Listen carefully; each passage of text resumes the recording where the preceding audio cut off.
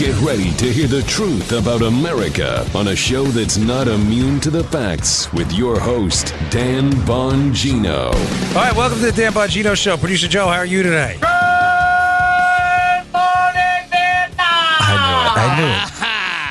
I know it. It's like it's just like mandatory in the audio and TV business Yes, that it is. everybody intro. Even Sean did it yesterday, right on Sean's show. So listen, before we start, I always say, Producer Joe, how are you today? Because you're my guy. You've been with me forever. But we have an ensemble cast again today. Yes, we do. We have Sulu over there, Blair. We have Spock and Linda. I don't watch Star Trek, so I can't even name another crew. Oh, McCoy and Ethan.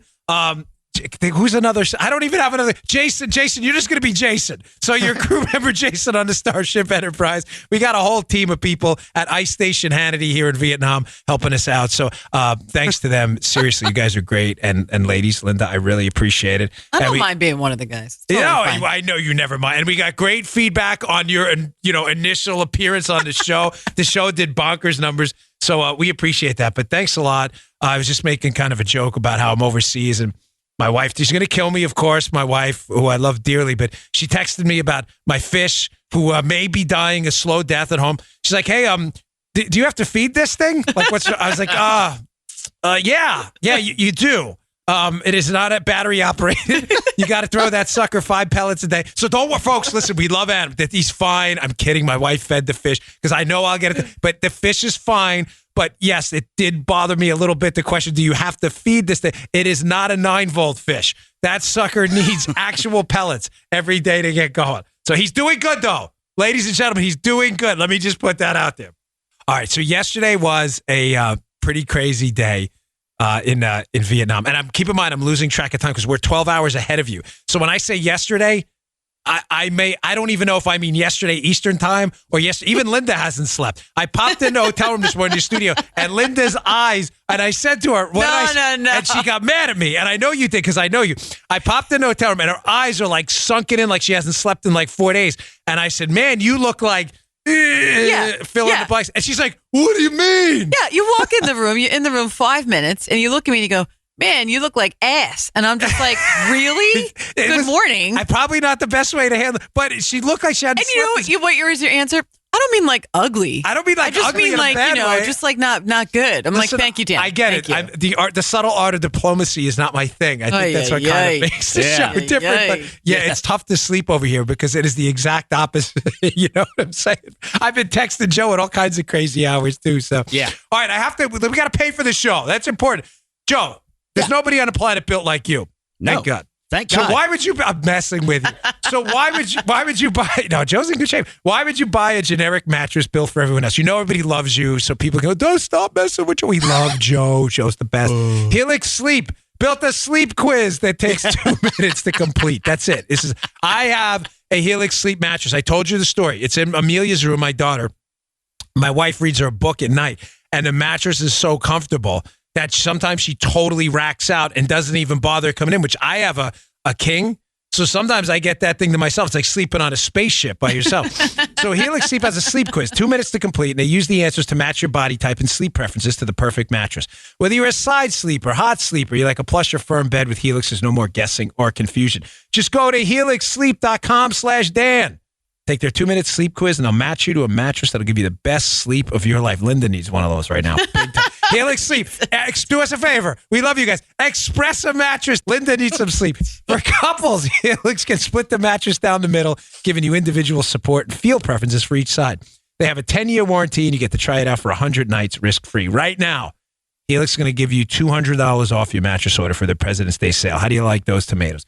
Get up to $200 off at helixsleep.com/Dan. That's helixsleep.com/Dan for $200 off your mattress order for their President's Day sale going on right now. helixsleep.com/Dan. Yes. Okay. All right. So story number 1. Michael Cohen. There's, the Democrats are just, what side are these lunatics on? So you have the President of the United States. He is on the ground here in Vietnam and Hanoi, having this summit with the North Koreans over obviously, I think it's tautological just to say it, a very serious, grave matter, the threat of nuclear weapons and a potential attack on the United States if they've developed the technology to do so. And what do the Democrats decide to do? They decide this is the opportune time to hold a hearing with President Trump's former lawyer, Michael Cohen, for one purpose and one purpose only, to humiliate and embarrass President Trump and make him look silly on foreign soil. Now, folks, this is pretty disgusting. I can rant all day about this, but again, I don't want to waste your time. But there was an old expression that politics ends at the water's edge, meaning when the president was overseas, we were all united in purpose. Mm-hmm. That ended, of course, with the Dixie Chicks going overseas, and who I used to love, by the way, Natalie. I used to love the Dixie Chicks. Their first album was awesome. I probably just lost my man card there, but that's fine because I thought Natalie Maines was the cat's meow, man. They were great. Yeah. And she goes overseas, and I wasn't a huge George W. Bush fan, but she trashes them in a foreign concert. And it seemed like I don't know if that just opened Pandora's box, but it was all over after that.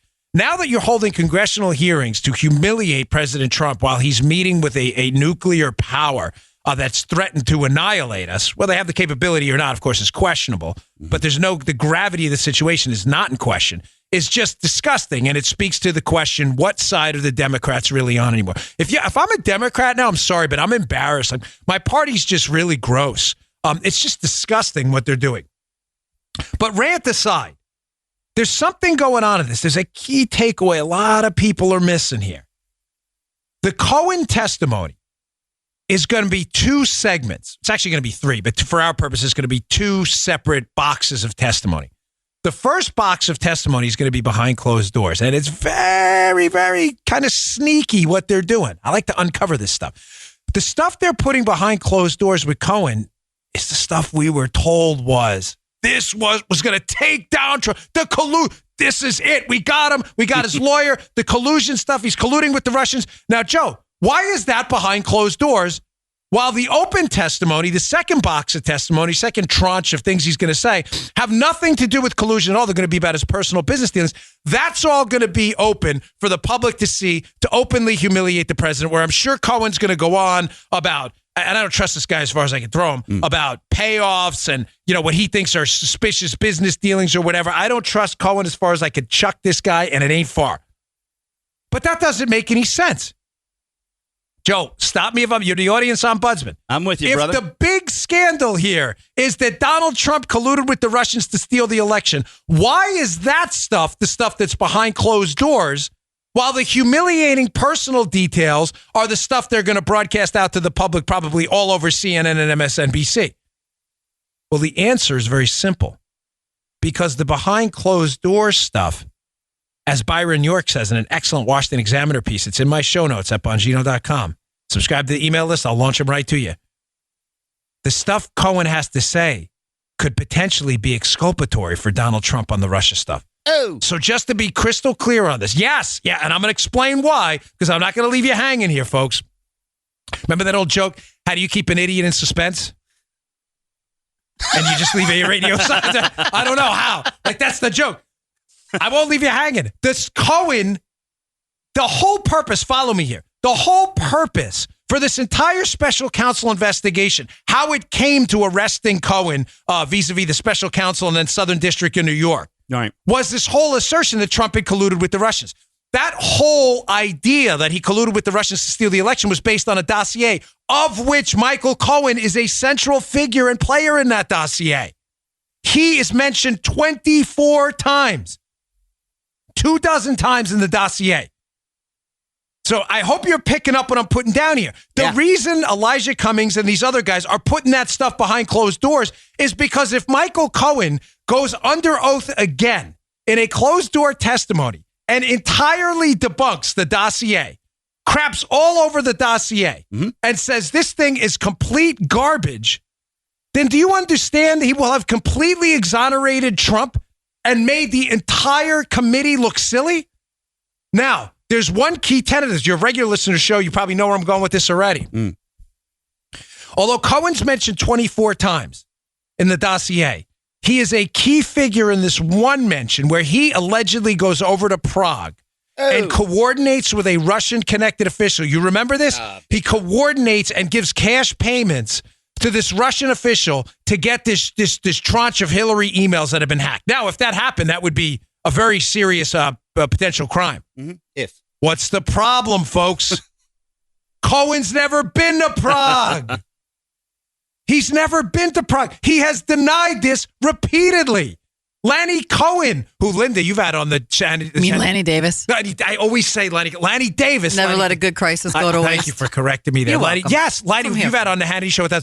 Now, let me ask you, is Lanny Davis a Republican? No. Hell no. Lanny Davis is a Clintonista on steroids. Lanny Davis is Cohen's lawyer, folks. He has repeatedly debunked this too. Lanny Davis has zero interest, less than zero interest, right, in promoting Donald Trump as being innocent of any of this. He has already come out and said the central component to the dossier, the whole basis for the prosecution of Trump for collusion, is fake. Cohen has never been to Prague to set this thing up with emails or so on. Now do you see my point, Joe? The reason they have him behind closed doors on the Russia stuff is because it's exculpatory. And then they want to put out the nonsense tabloid National Enquirer stuff to embarrass Trump while he's negotiating with Kim Jong-un for a potential denuclearization deal on this peninsula. There's a way to fix this, but we have to call a guy named Vinny. What the hell is that?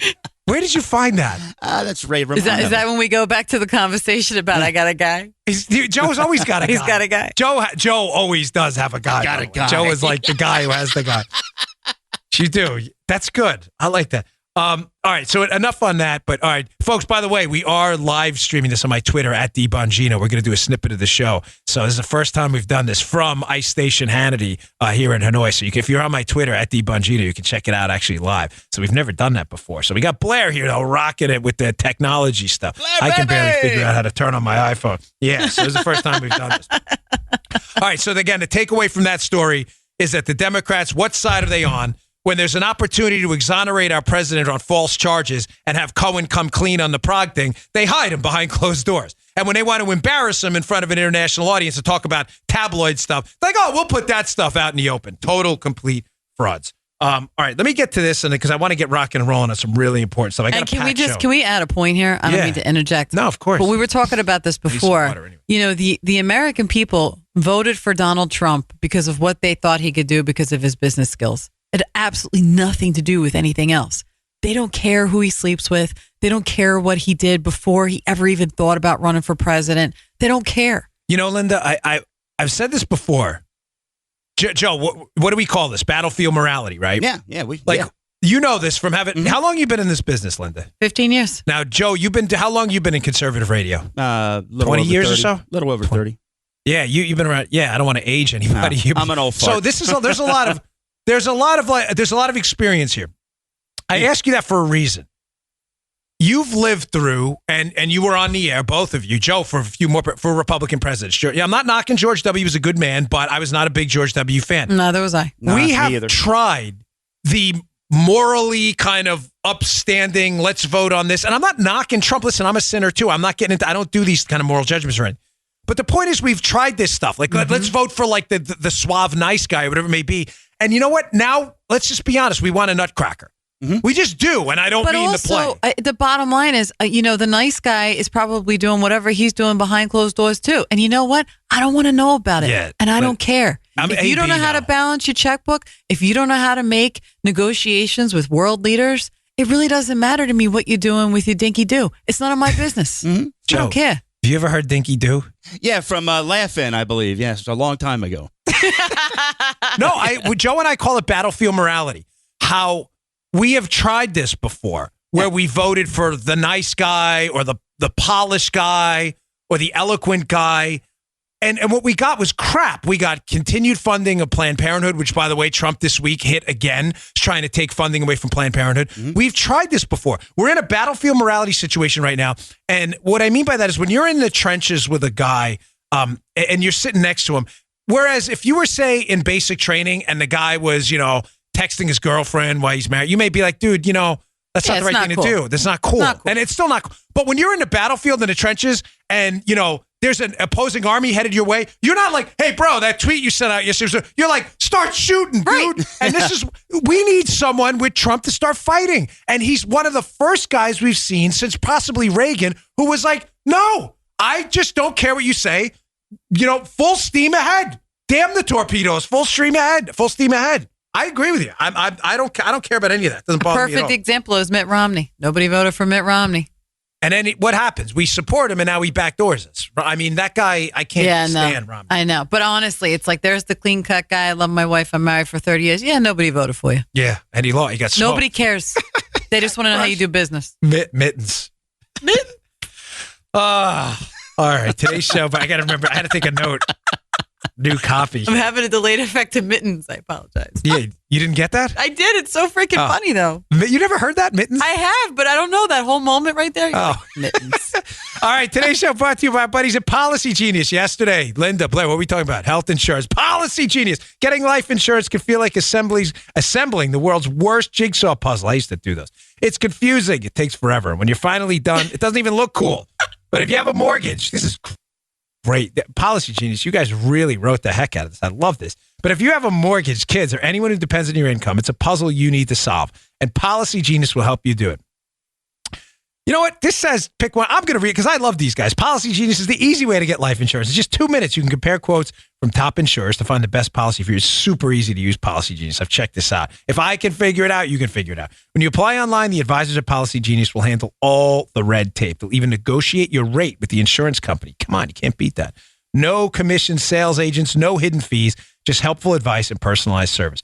And Policy Genius doesn't just make life insurance easy. They make it easy to find the right home insurance, auto insurance, disability insurance as well. They're your one-stop shop for financial protection. So if you find life insurance puzzling, head to policygenius.com. In 2 minutes, you can compare quotes, find the right policy, and save up to 40% doing it.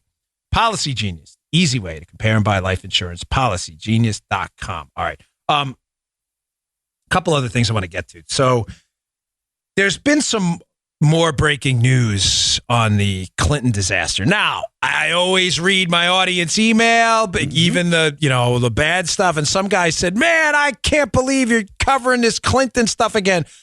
And I responded, I couldn't respond back fully, but there's breaking news on it. It's important. So the Epic Times, it's Jeff Carlson, who is just slaying it over there. Really, I don't know where he's getting this stuff.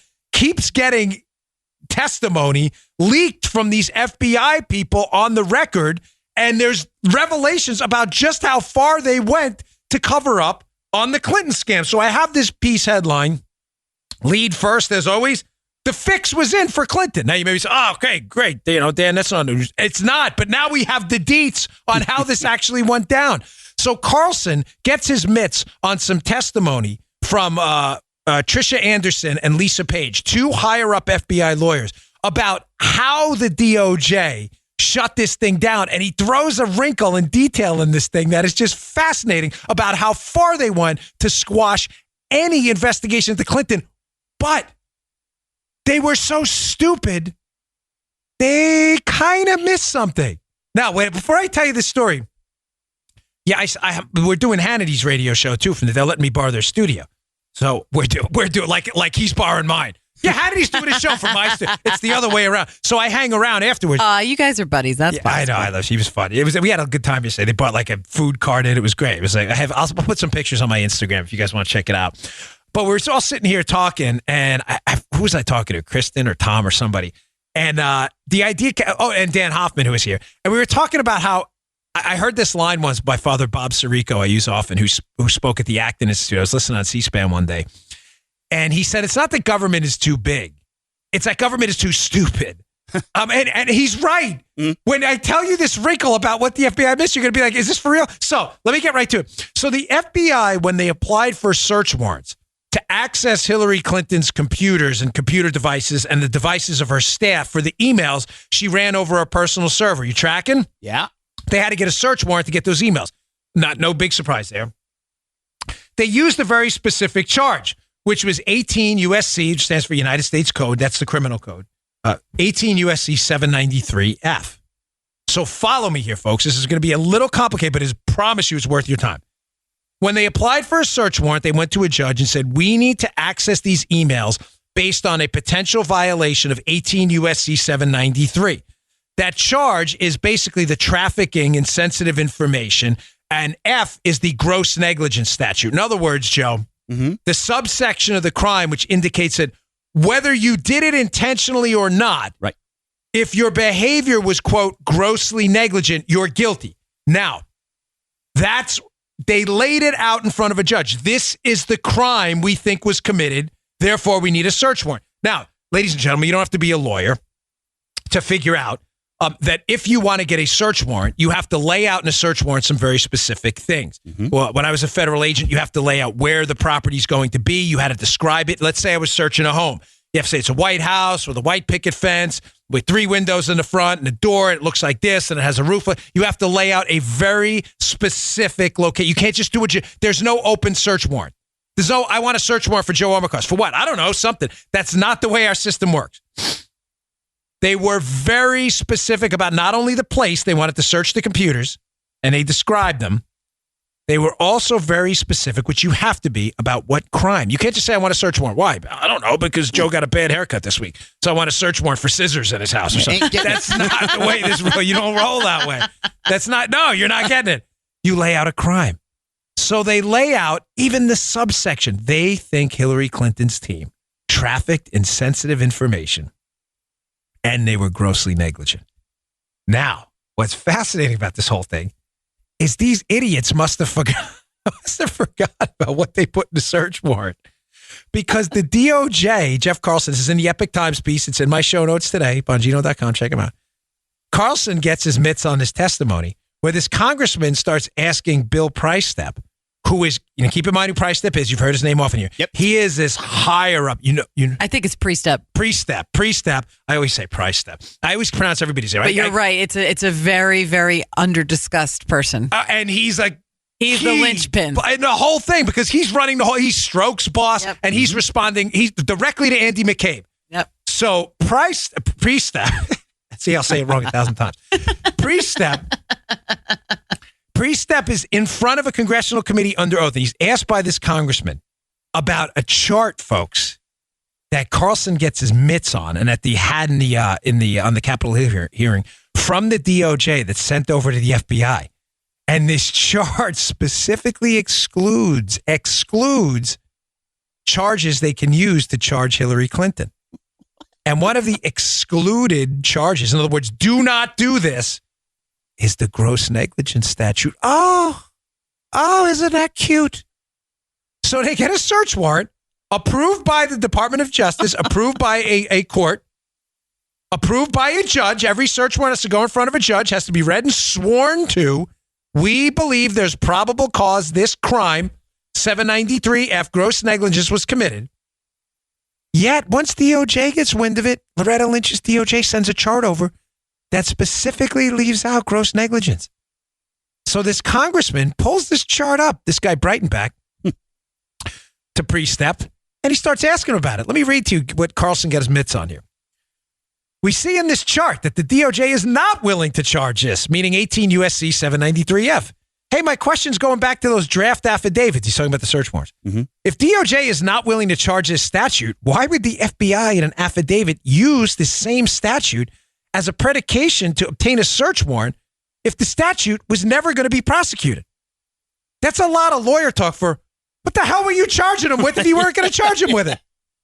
So Priestep caught off guard again. Now, I think Priestep is singing. I think that's why he's been left out of the criminal prosecutions. I'm reasonably confident that he's the one, let's say, telling tales, and I think that's why he's been left out of a lot of things. Mm-hmm. So Priestep responds. He's like, this is him like stuttering through this. He says, I don't know who put this together and used this language. So the congressman responds, well, someone in the FBI general counsel's office did. He says, no, I trust you there, but I don't know why they, again, put it together. I don't know why they use this language, DOJ not willing to charge us. Oh, you don't? So I'm going to give you 2 questions here. We're going to go a little round robin. Okay. This is going to be a sample, an unscientific survey of general public opinion about what we think really happened here. Do you think, Linda, option A, that the DOJ sends this chart over to the FBI, specifically excluding the only chargeable crime they put in a search warrant because A, they didn't feel like they had any evidence, or B, because you think the deeply connected Democrats inside the Department of Justice wanted to give Hillary Clinton a pass. Just throw something out there. Just throw it out there. I mean, listen, I have a lot of thoughts on this, and one of them is the fact that, Rod Rosenstein, former, deputy AG, is married to Lisa Barsoomian. You're going to get a lot of emails. I haven't mentioned that on the show. Yeah. People are going to. So there you go. So Lisa Barsoomian is a very under-discussed person because she's the wife of a DOJ, official. But, she also is an attorney. She represented Bill Clinton as a United States attorney, and she has dealings with both Hillary and Bill Clinton. She also has dealings in representing Robert Mueller. So the fact that our deputy AG is married to somebody who represented the Clintons as well as represented Mueller, whether it be in an official capacity for the United States or maybe she had some personal off-the-record consulting, I don't know. But I think there's something there. I'm going to render a guess that you're going with B. I'm just going to throw that. Blair, I'm just throwing it out there. It sounds that way. Okay. All that and I got B. Now, ladies first, of course. So producer Joe, out of respect for you and your position, your exalted position within the show, great exalted reverend position, Reverend Armacon.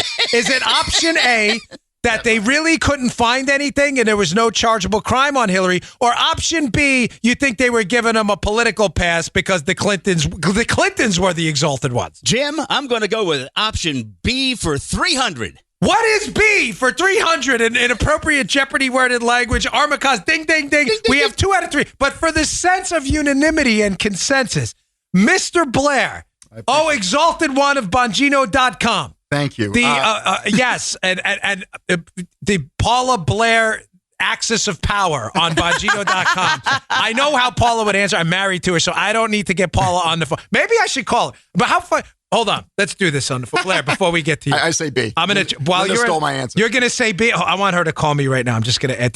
We're going to do this. So we have 3 Bs now that this was probably a politically motivated decision, right? 3, you have Blair, everybody gets it. If Paula calls, we're going to get a 4 for 4. This show has got completely Paula's feeding the fish right now. She's busy. I think the fish. She sent me some. Poor Harry. It's a fish funeral. She just sent me a cryptic text. I don't know what this means. The fish died? No, that's not cryptic. That would mean actually the fish really did die. So the congressman asks some additional questions too, just to follow up and close the loop on this. So the Breitenbach says, I can stipulate that we have seen drafts of search warrants submitted to the Eastern District of Virginia to obtain material in the Clinton case. So Priestep says, well, okay.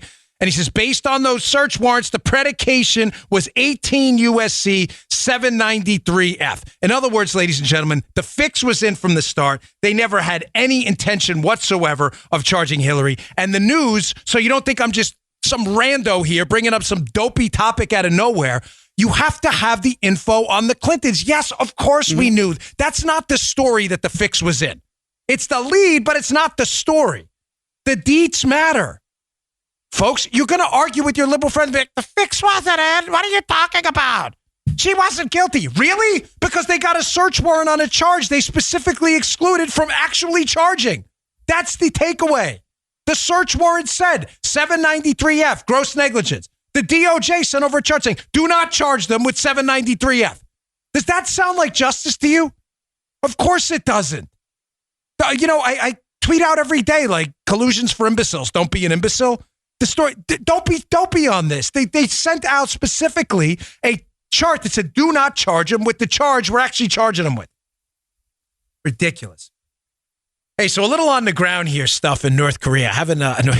We are not in North Korea. We are in Hanoi, about North. I have a little note here. I'm not in North Korea. Not been imprisoned by the North Koreans. They wouldn't let me do a podcast anyway if I did that. So, Linda, you're here down, and you guys are here. So the traffic here is crazy. Oh, my. It reminds me of when I was in Indonesia, and seemingly everybody has a moped. But is that what they are? Yeah, they're mopeds. Like, I thought they were like scooters. Yeah, scooters, moped, same thing. Yeah. Okay. Yeah, like Vespa-looking thing. Yeah. Everything. What would you say? Like 80% of the vehicles are beyond. And the weird thing about it is there's almost no traffic control at all. But nobody hits anyone. Okay, so yesterday Blair said something to me, and he goes, the seemingly chaotic but yet perfectly coordinated movements of the. I was like, dude, that's the best way to say it. Blair, it's organized chaos, is it not? Yeah. Like when you first see it looks like this can't work. Linda said yesterday the traffic signals are just a suggestion. Mere suggestion. Nobody pays attention. I haven't even seen a traffic signal yet, so I don't know where you guys. I have. It says, "Don't walk now, you'll die." So, and nobody does though. So. Oh, yes, they do. It's like really scary. It's a game of fraud. Well, I haven't actually witnessed it yet. But when I was in Indonesia, I remember the same thing. It's like because there's no traffic control, everybody's super aware of what the other person is doing. And it's almost like they have this collective, like Borg, like hive mind in traffic where the guy on the scooter knows what the other. And it's just insane. I'm going to try to get one of the people at Fox, one of the executives, has a time-lapse video of an intersection. It's guy John. If I can get it from him, I'm going to put it on my Instagram. It is killer. You're going to be like, the time lapse is over like an hour. You're going to be like, how did nobody get killed there? There's no traffic at all. And there are thousands of mopeds. So I'm only telling you because I'm getting some questions about some color on the ground. What it's like. I got a nice compliment, thanks to Joe and Linda and the team and everyone else, about the sound quality of the show. And they said, what am I traveling with? I'll put a picture up on Instagram. Blair has traveled with essentially looking like a military Connex box of, if you were like a Green Beret unit taking over a small town, that's the kind of, Blair has so much stuff in this room. The show sounds good because this is like a $10 billion studio here. So the behind the scenes story to that, which you may have heard when we were on Sean's show the other day, is that we have 6 cases of gear. But the gear, allowable weight is 32 kilograms or whatever the heck it is. And literally, we had to unpack each of our gear bags because we have so much gear. We have one regular system and then a redundant system. So that when one takes a crap, we got another one to back it up. But we had so much gear. I had to pay extra money just to get the gear on the plane. So you have here, because I was getting all these questions, we have 4 RE20 mics. Yeah. What are those, compressors? Yeah, we got compressors. We got 2 mixing boards, 3 Everybody's asking boxes. Me this. Battery, we got 2 battery backups. He even brought RLX, like sound protection. So the reason the show sounds good, and I deeply appreciate your compliments. But I did get a question. A guy emailed me and he's like, how did you do that? And the answer is I didn't. I only travel with an iMac and a microphone when I travel, but they don't mess around. And this is the show. If you listen later, so make sure you tune in to Hannity's show, 3 p.m. Eastern. It's the same studio. We're doing the same show. That's why I don't go anywhere. I just wait for Sean to come in. And we all just hang out. We all just hang out. Hanging out in Hanoi. Yeah, hanging out. And it's the middle of the night here. Hanging something else in Hanoi. And we just knock out both shows. Linda's like, let's do your show here. So that's why it sounds so good. But something funny happened yesterday. So I go over in the morning here, which is the night. Remember, we are exactly the opposite of Eastern time. So Sean's 9 p.m. Eastern. Hannity's show on Fox is at 9 in the morning. So I do my show. Sean does his radio show. I go back to the hotel for a few hours, and then I bounce over to the JW Marriott where they're in Hanoi where they're doing the show. So I'm in the the control room they have set up for Fox, and I can see like there's a hustle and bustle, and it's reminding me of when I was in the Secret Service. Everything in the Secret Service is hurry up and wait. Oh, everything's like, and then all of a sudden it's done. Hurry up. Okay, wait. Hurry up. Wait. Right. And it just reminded me of the energy. I'm like, what's going on? So, and I'm not speaking out of turn. They broadcast this on the air last night. Sean's stuck in traffic. Joe, it's like, I'm not even kidding. It's like 8:35 p.m. Sean is in traffic. Like, I don't mean traffic. I mean like traffic. Like nobody's moving anywhere. And they're looking around and they're like, I don't know is he going to even make it for the show? So he's stuck in this car. And if you watched the show last night, you saw it. This is legit video. It's not a joke. They're like, Sean, you got to take a scooter. They pick some random guy on the street on a scooter. Sean jumps on the back of the scooter, and he gets there with like 20 minutes to spare. You have to see the video. So I get this text from Sean and his assistant, and I'm like, "Is this like photoshopped? Is this a joke?" I'm like, "Are you guys kidding?" And he's like, "Dude, this happened to me right now." I'm like, "What?" And he was so, listen, Listen, Sean loves motorcycles. Nobody knows Sean better than Linda. He's been with him for a long time. Sean has this just gregarious personality. You think he'd come in all like really upset and angry and all fired up. This is crazy. Get me out of here. Nope. Came in, thought it was the funniest thing. He'd say, put that on the show. Everybody get it on the show. So he's just a good guy. And I just want to throw that out there. And I'm not just saying that because he's let me use the studio. It was just such a great experience. Okay, I wanted to move on. Bernie Sanders did his CNN town hall last night. The biggest fraud in politics right now. Bernie, I mean it. He's not the sleaziest. That's Adam Schiff and Eric Swalwell. But he is the biggest fraud. He says he's a socialist. He owns 3 homes, has a nice car. It's probably worth close to $1 million. It makes him a total, complete fraud. So Sanders was on CNN last night, and I want you to listen to the way this total fraud dances around a question asked of him, a very specific question. Are you going to be allowed under the Bernie Sanders socialist healthcare system to keep the insurance policy you have now or not? Simple. Remember Obama, even radical far left Obama was like, hey, if you like your plan, you can keep your plan. Listen to the way Bernie does a little dance around this question. Play that cut. Senator, let's talk a little bit about Medicare for all, because about half of Americans, as you know, they're insured by their employer plans. According to a recent Gallup poll, 70% of these people with private health insurance, their plans, they like their plans. They think their plans are good. Will these people be able to keep their health insurance plans, their private plans, through their employers if there is a Medicare for all program that you endorse? What will change in their plans is the color of their card. So instead of having a Blue Cross Blue Shield card, instead of having a United Health Insurance card, they're going to have a Medicare card. That Medicare card will allow them both to go to any doctor that they want. If they're going to the doctor, they're happy. Any hospital they want. But you know what else? They're not going to be paying any private insurance premiums. If they are seniors, we are going to expand Medicare benefits to cover dental care, which is not covered for seniors, hearing aids, and eyeglasses. There will be comprehensive health care. People can go to any doctor, dentist, or hospital they want. So if they like their health insurance plan, they won't be able to keep their health insurance plan? Well, this business of liking your health insurance plan, which, by the way, employers change every single year. People like their doctors. They like the hospitals. They like the care they're getting. Our bill, in fact, right now, if you are in a particular program, you may not be able to go to the doctor that you want. Our program will allow you freedom. But if they wanted additional private health insurance beyond Medicare for all, would they be allowed to purchase that kind of health insurance? Our bill covers all health care needs, all.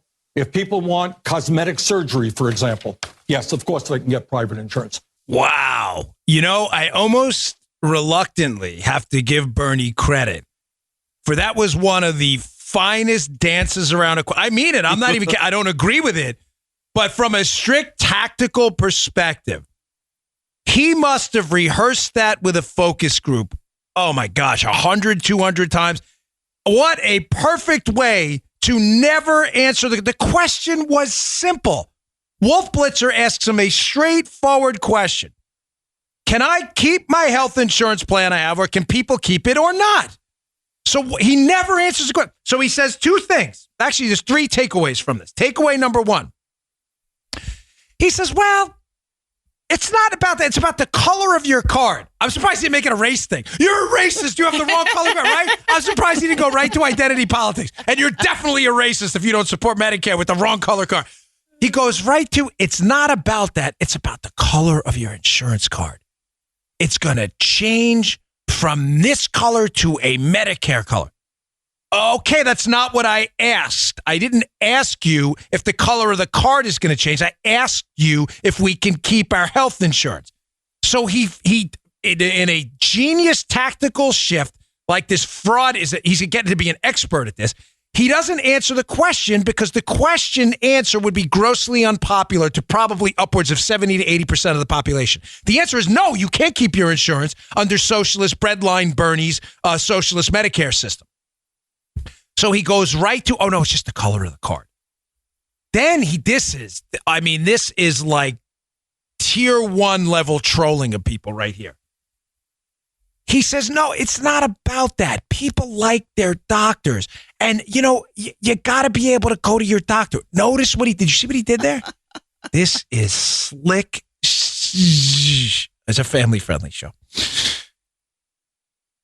he makes it out. He disconnects the health insurance you have that you like, which enables you to see your doctor, from your doctor himself or herself. A genius move. Notice how mentally it gets you away from, wait, I'm going to lose my plan, but he automatically refocuses on you. But don't worry, it's your doctor you're going to be able to see. There's no guarantee of that. How does Bernie know that? I can guarantee you one thing, that an incredibly large number of doctors and hospitals will shut down under this Bernie Sanders system, because a doctor's time, like food, water, and everything else, is a scarce resource. It has to be allocated. It can only be allocated one of two ways.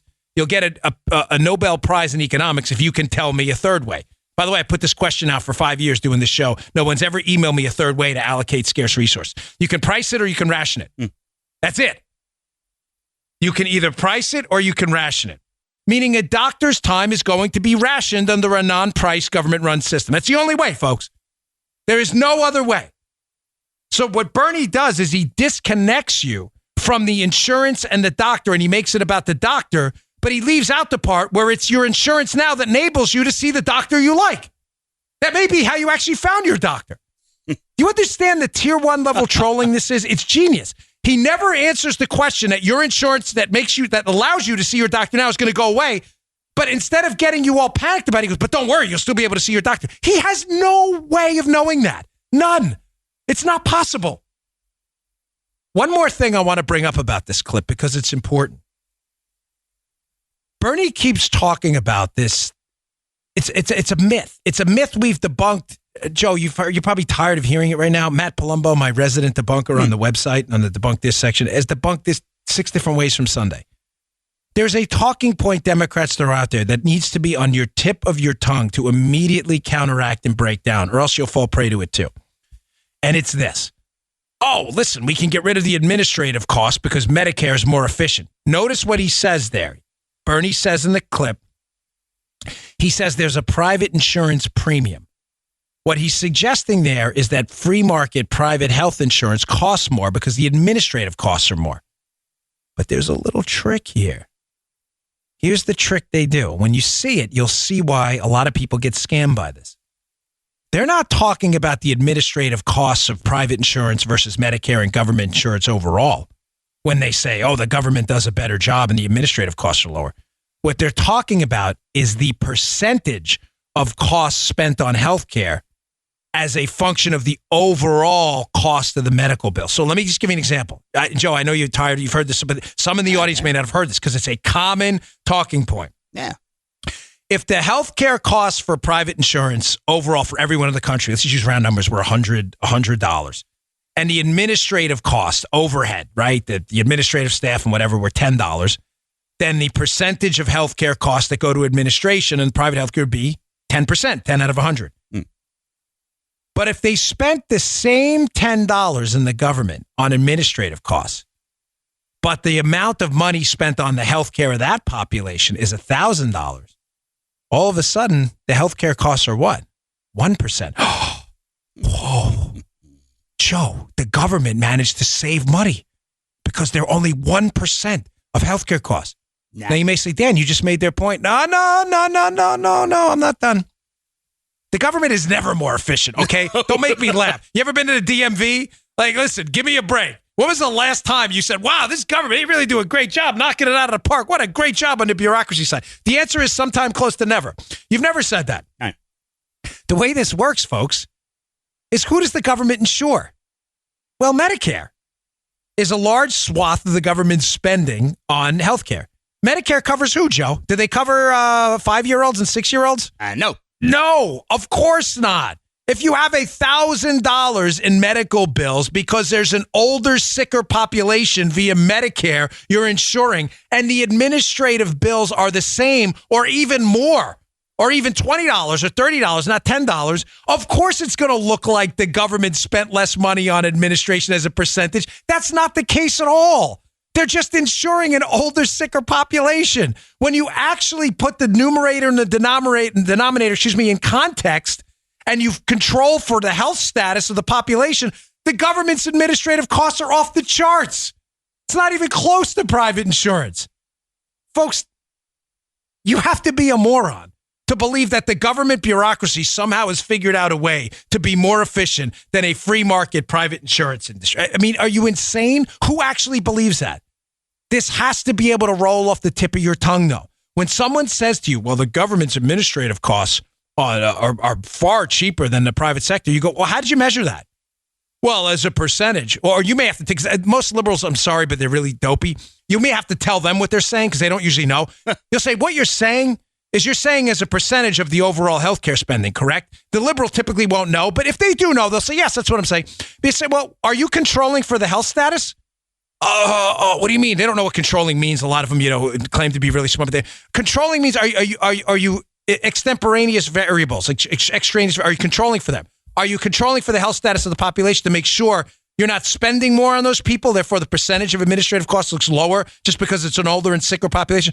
No, we didn't do that. Of course, you're a liberal. Therefore, you're a de facto moron. You didn't, because when you control for that, it's obvious the government didn't do anything. But you see, this is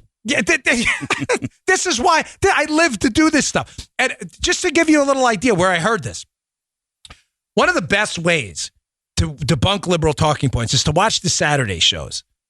Go to Fox, put on the Saturday shows, and watch the liberal debates because they all come in. I don't know if they prepare on Saturday night through some like Borg collective hive mind, but they'll come out with their talking points on the Saturday shows. And I heard that about 5 years ago on a Saturday show, and I immediately went to Google and I put in myth that government administrative costs are lower on healthcare. And there were about 100 articles there from Heritage. It's so easy to debunk. It's nonsense. So now you have it. It's only because it's an older, sicker population. And therefore, of course, the percentage is going to look lower. It's nonsense. All right. One more point and we'll wrap it up for the day. So I got a great email from a guy yesterday. And he's like, you missed something on the Alexandria Ocasio-Cortez thing. A couple days ago, we hit this tweet she sent out where she was like celebrating the idea that she's wasting your money. She's like, hey, I pay my entry-level staffers $52,000 a year on my congressional staff because I want everybody to have a living wage. Okay, number one, you are not paying anything. We are. Yeah. It's fascinating how she distributes other people's money and then celebrates. It's like it's coming out of her pocket. Wow, you're paying your staffer $52,000 a year. That's really nice. Now, I know people, in this office and others who have given their own money to other people, but she's giving away taxpayer money. But another point on that is, well, isn't that kind of a slap in the face to experienced staffers who've worked their whole careers to get a better salary for the value-added skills they bring to our office, who now have to accept the same entry-level salary as an intern who got their first job? Mm-hmm. I mean, that's kind of a little bit of a punch in the gut if you're a rational, sane person. But again, we're talking about the Democrats, so I know that's a bridge too far. But a guy sends me an email. It was beautiful. It was just awesome. He's like, you missed the biggest point of all. He says, why isn't she paying herself that? I said, yes, brother, the dude who sent me, I'm sorry, I forgot your name. You are a genius. I tweeted that out last night. I don't know if you saw it. I forgot who emailed me though, so I was not trying to give, I really genuinely, I can't forget, but you know who you are because you sent the email. That is a genius point. He's like, if she was a real socialist, then she should have paid herself the $52,000 too. And I added a little tidbit at the end of the tweet. From each according to his abilities, to each according to his needs, right? That's the Communist Manifesto, man. That's the socialist credo, babe. That's it. So from each according to, she should only need $52,000. She just said that's a living wage, right, Joe? Mm-hmm. So why is she getting paid, what, $174,000? So I would like everyone to tweet her. Be cool about it. The tweet, she's at AOC. Tweet her and ask her why she's not accepting the $52,000 she's determined to be a sufficient wage to live. From each according to her abilities, to each according to her needs. Yeah, babe, let's do it. Let's do it. Come on. She should take it too. If she's a legit socialist, she should take the $52,000. That was a genius point. Absolutely stellar. So the dude who sent that, you are awesome. You get well, we got a contest coming up. I may send you something because I like you so much. That was one of the best email. I read my email. That thing was awesome. I read that and I'm like, darn it, why did I miss that on the show? I tweeted out like that was an ode to you, buddy. All right, that was a lot of content. We were at these shows. I'm really for what it's worth. I'm really enjoying. We don't really do these ensemble operations, but I'll keep you updated on the status of negotiations here. Let me just one final thing before we go. I know I haven't even spoken about the North Korean negotiations yet. Listen, everybody needs to take a chill pill on this. I don't know any easier way to say it. They're pressuring Trump to leave this place with some kind of hard declaration. You know, I'm not a golden calf worshiper, folks, but let's be candid here. Reagan's negotiations with Gorbachev took a very long time. And not only did they take a long time, there were some major steps back and some major failures there before we ultimately saw the breakup of the Soviet Union. They're dealing with a tyrannical dictator here. If we can come out of this with some accounting, full accounting of the nuclear capabilities of the North Korean regime. Remember, we don't even know how many nuclear weapons they have. I've seen any estimate from 10 to 30. We have no idea about their capability on reentry, which is important. It's important because if the weapon can't make it back through the atmosphere and burns up, you'd have an atmospheric detonation. I can have an actual, you may not have a detonation at all. It's not everything, but it's important. And an accounting of their storage facilities where they're keeping this stuff. If we can get that and we take the danger level from a 9 to an 8, then folks, that's a marginal improvement.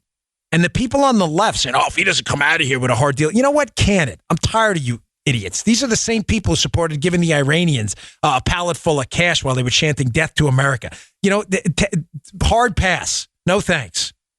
I'll keep you updated as we hear stuff on the ground. And, of course, I'll give you some color commentary from what it's like here in Vietnam. All right, thanks again for tuning in, folks. I really appreciate it. Please subscribe to the show on iTunes. It is free. If you have a iPhone or iOS, just go to the podcast app, click subscribe.